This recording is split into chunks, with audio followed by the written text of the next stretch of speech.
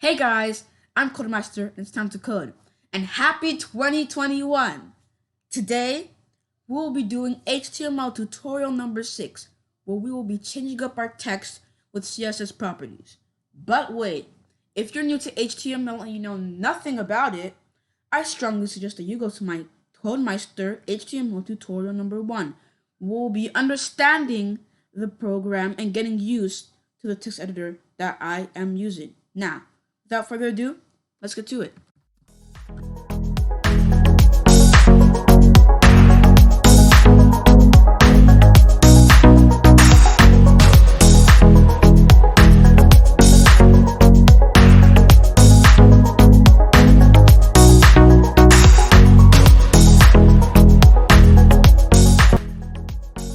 So, here we have our simple web page.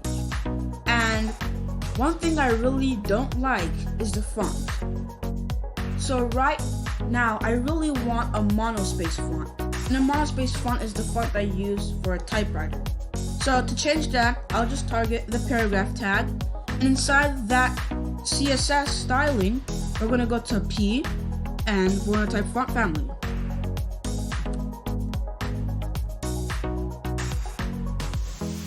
And then we'll change this font to monospace. Great. Now our paragraph tag is monospace. But I'm guessing you don't really want to go to every single CSS style and type font family monospace, font family monospace. And I get it. There's an easy way to do this. All you have to do is type multiplication sign and font.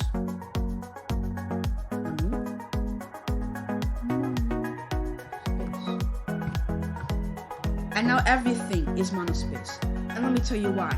Whenever you use the multiplication sign, it targets every single tag inside the body.